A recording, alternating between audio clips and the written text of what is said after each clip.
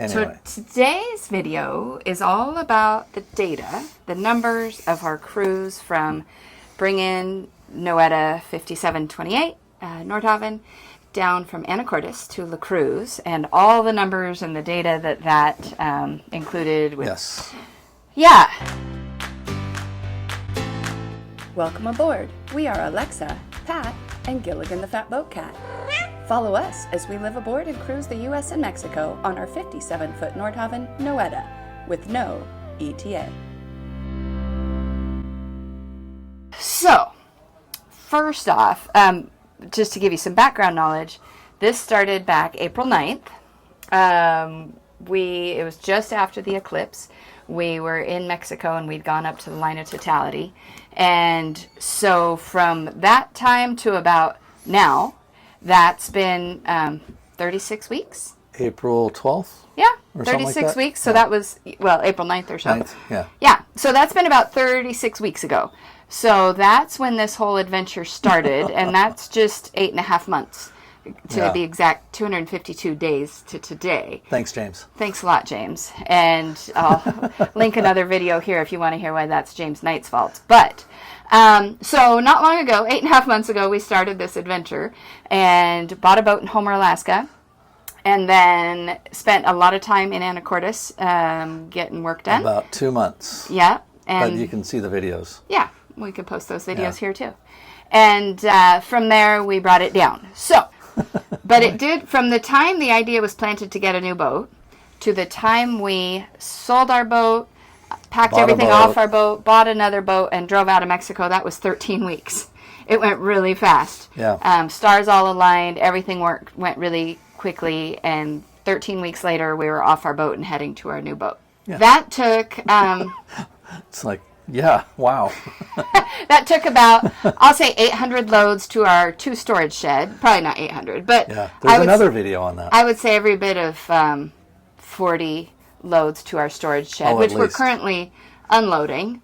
We've unloaded one. They're small. They're the small size storage of sheds. Big closets. But when you get everything onto the dock, it's a lot. So our boat's been a mess for the last couple days as we're trying to unpack all of those storage sheds.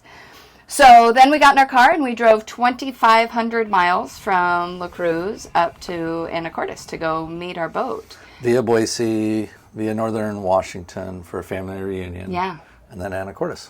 Yeah. And we have since done the reverse route of that 2,500 miles. We did that last week and drove the car. We hopscotched them. So we'd move the boat, we'd move the car.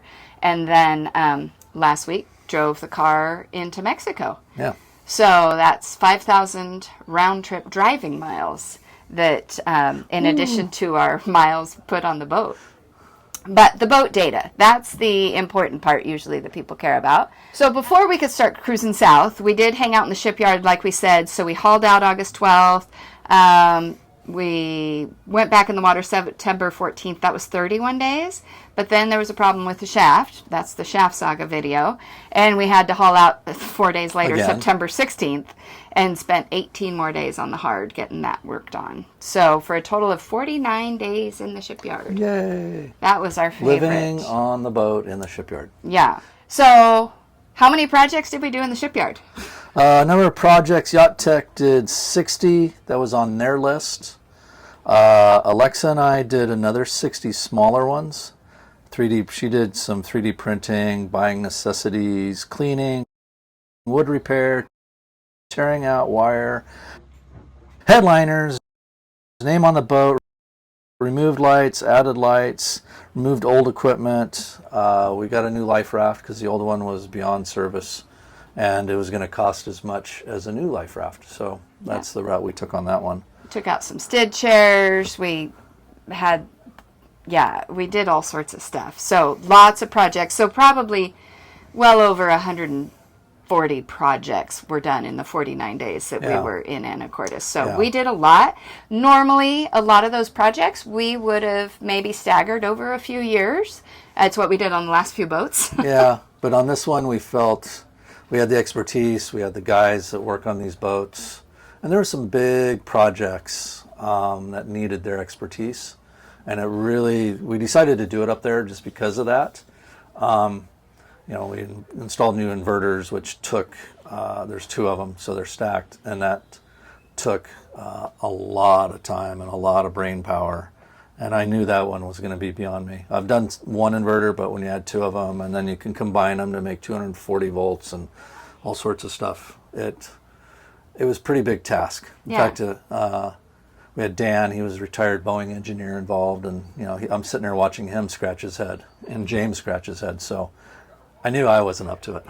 Yeah, so in addition to that, we did all the electronics. That was just better done up there. We had experts up there. Yeah. Some of it was just, the parts were just so much easier to get up there and to have done, and we knew davit cables, it's just easier to have those guys that do those things come over and fix it. So a lot of it was ease, and it was less costly getting it done up there versus down here, because we didn't have to have things shipped down or people shipped down with their expertise. We did save a lot of projects that are just better done down here, labor costs and whatnot, so we do have a lot more projects to go. Anyway, the cruise from Anacortes to San Francisco, our engine, when we started in Anacortes, already had 12,613.3 hours on it.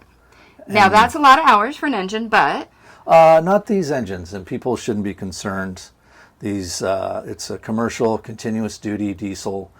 If you take care of them, they'll last, well, we'll be dead before this engine dies. So yeah, that's kind of comforting. So but, it's not an issue. You take care of them and they just keep going. Yeah. So while our engine did have over 12,500 hours on it, it wasn't a concern when we purchased this boat. So we're good there. When we got the boat, it only had 800 gallons of fuel on it. I don't mean only, that's a lot. But then we put on another 1,000 in Anacortes. Fortunately there, it's only $3.45 a gallon. So we started this whole trip with 1,800 gallons before we even left Washington. Nautical miles? Yeah, 819 Anacortes to San Francisco. We did stop one night in Crescent City. Again, there's a video on that. Yeah. We figured the average speed, because conditions, we're only doing maybe 8 knots. And we burned 537 gallons. Yeah. Yeah. And that was for that 819 nautical miles of that first leg. Our RPMs on that were between 1250 and 1300. Yeah. Does that sound right? Yeah. There's a few times I think we're even back at 1100 just because of the conditions, but that wasn't very long. Yeah, and we were burning between 5.5 and 6 gallons per hour on that leg. We put 94 hours on the engine during that trip, and then when we got to San Francisco, we still had enough fuel, so we didn't need to get any more there. So then we hung out in San Francisco for a couple weeks, saw family and friends, and then our next leg was San Francisco to Long Beach. That was, let's see, we started with 1,263 gallons. San Francisco to Long Beach is 386 nautical miles. We averaged about 8.7 knots, and we burned. Well, that took 252 gallons at, again, around 1,300 RPM, 1250, 1,300. 5.5 to 6 gallons per hour. And for that trip, it was shorter. We just put 44 hours on the engine for that trip to Long Beach. And then we ended with 1,011 gallons. So we went ahead and got 800 more in Long Beach. Of course, the prices were up a little bit.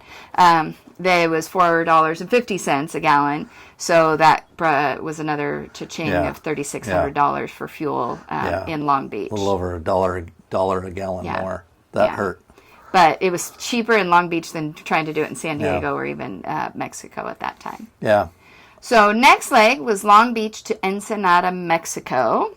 Short overnighter, 146 nautical miles, 8.7 knots, about 95 gallons, again at 1,300 RPM, which is 5.5 to 6 gallons per hour. Didn't need fuel because we'd taken on so much in Long Beach, and so that was just really pulled in. Yeah. Process in. And yeah, that was a quickie. We just put 16 hours on the engine, so not a big trip on that one. Mm-hmm. So then we just stayed the night. We got all our paperwork in order there, and then headed down from Ensenada to La Cruz, and that was going to be our biggest nonstop continuous passage of about 5 days. So we went ahead and started with 1,716 gallons.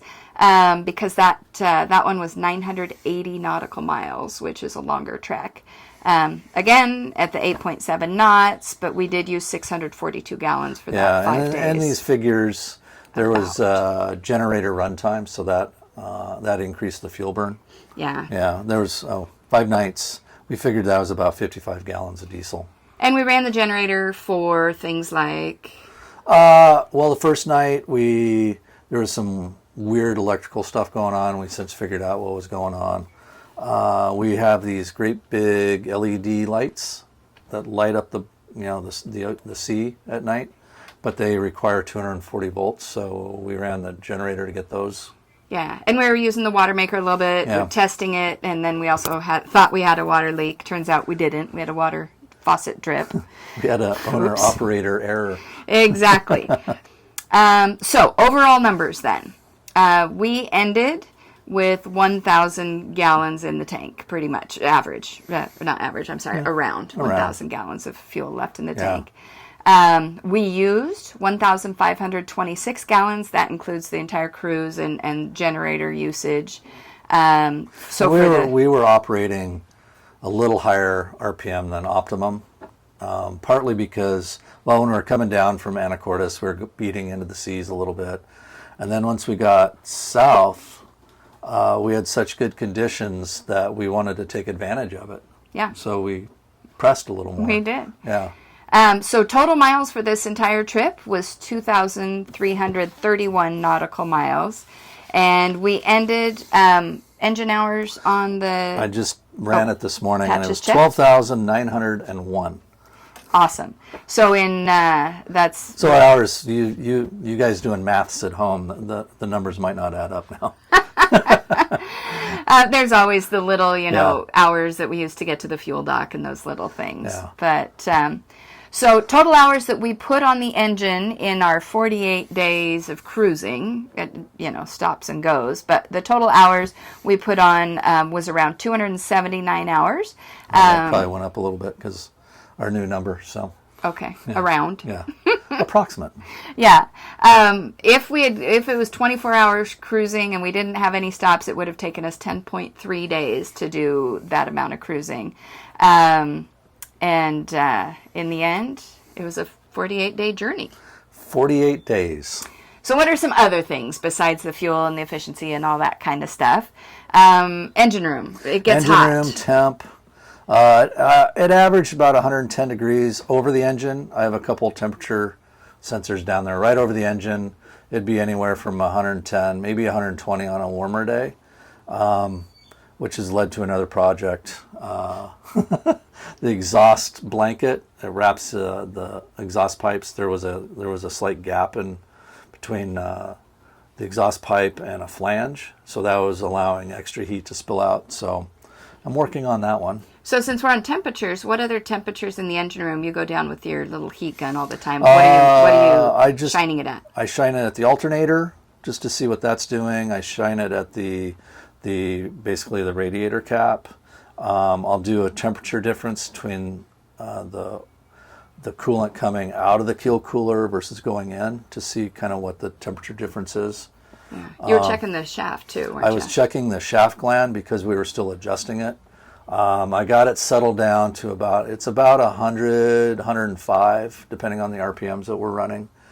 Basically, with that, you want to be able to touch it with your bare hand and not get burnt. So it started off tighter in the colder water, but as we got down here, I had to go down and keep adjusting it. So, okay.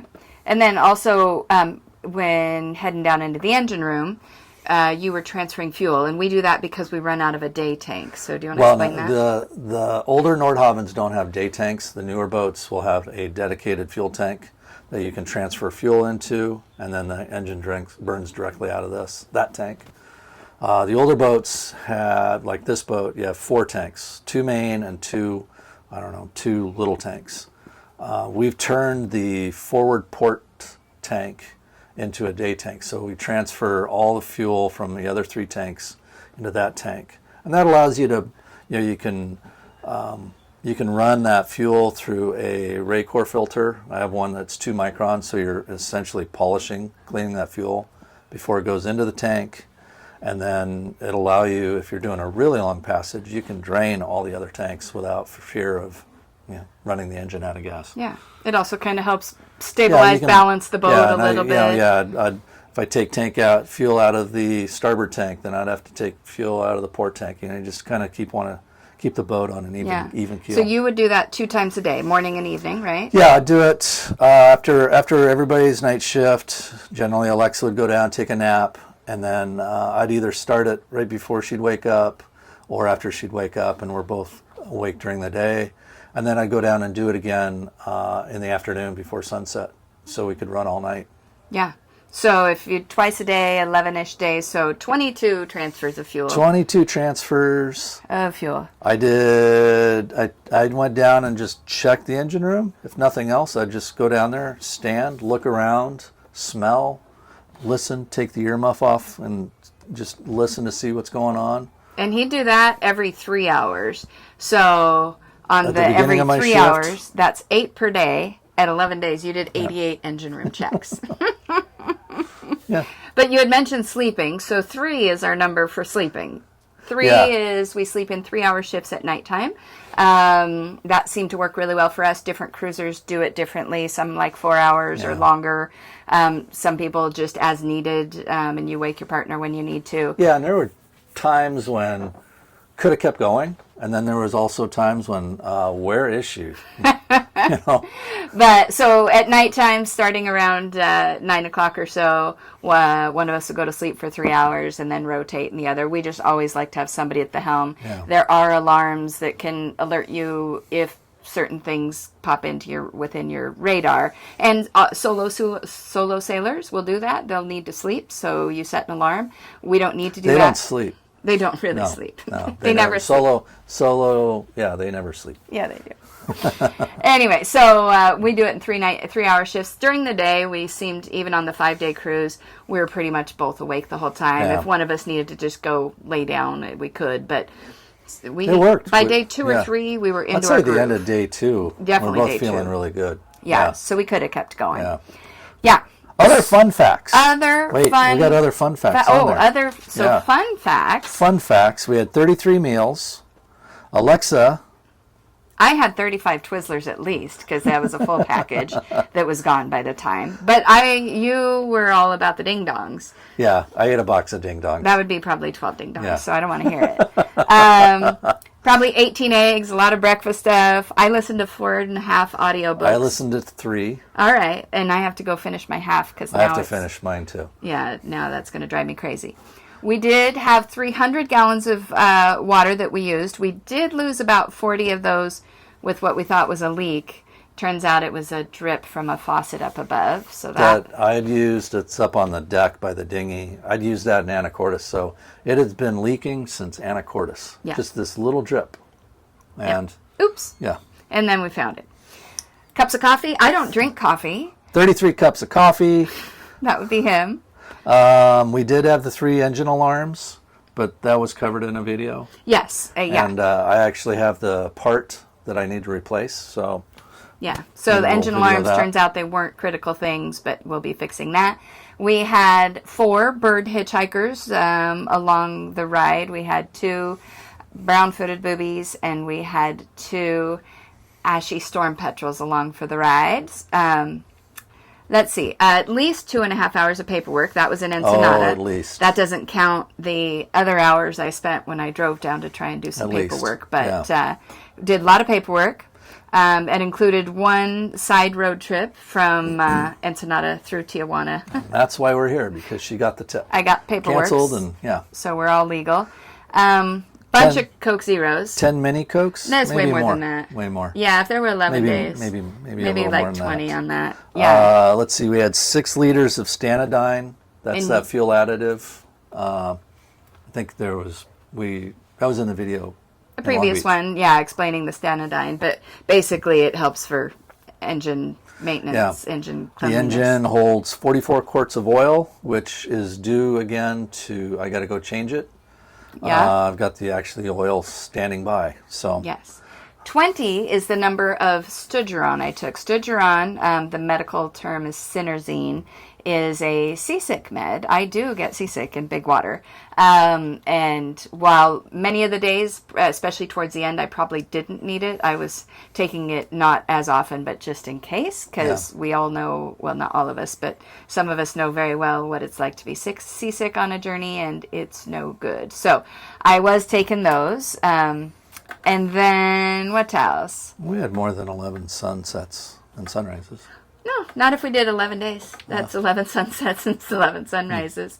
It felt like a lot more because we had a lot more places we stopped and hung out. Millions of dolphins.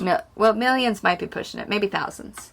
Okay. Okay, but it felt like millions. There were No so real many whales. dolphins. Hardly Maybe in any the whales. distance we saw whales. Yeah. We saw more Washington, Oregon, Northern California than we did. Yeah, I was surprised how few whales we Once saw. we got south of Mendocino, we didn't see hardly any. Yeah, we did see a lot of flying fish, which was super cool. I love watching those guys. What did we get on board? 23? On board, Yeah. that just they gave themselves up to our boat.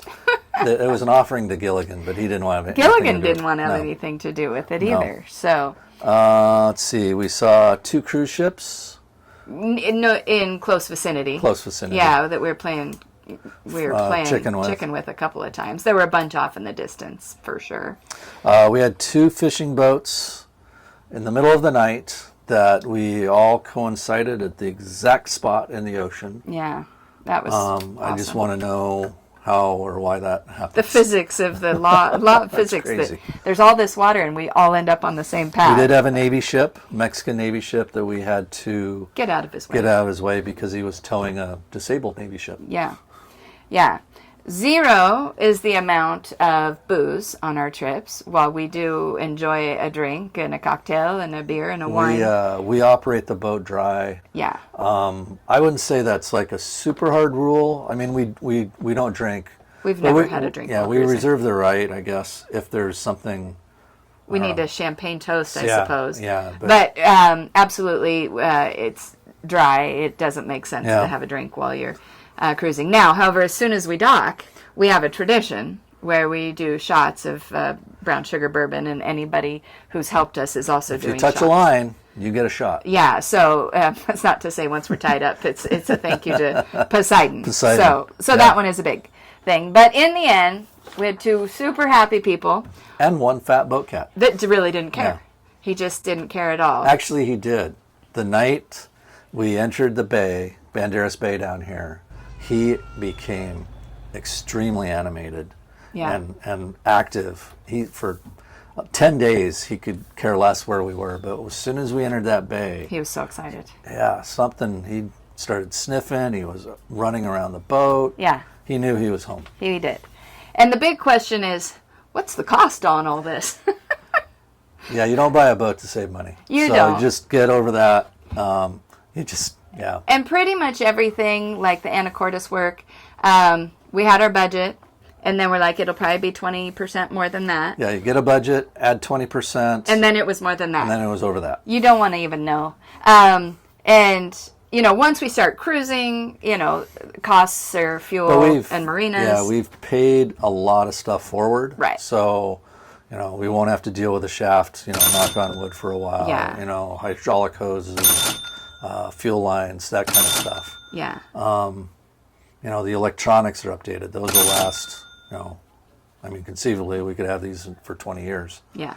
So the idea of cost is make your budget. It'll be more expensive, and then it'll be more expensive. Because they're boats, and anything you put marine onto is automatically doubled in price. Marine, medicine, or airplanes. Exactly. So anyway, that's it for our numbers, I think. If you guys have any other questions. If you have questions, let us know in the comments, and we'll. I'm sure there's something we missed, but we can sure answer those in the comments. So thanks for following along, and more to come. Stand by. Are we rolling? We are rolling. We're rolling. Don't fall. They're coming. Hold on. Okie dokie. So we have a script. No, Well, mostly our notes. We're not going notes. to tell them that part. Well, mostly our notes. It's a secret. Oh, it's a secret.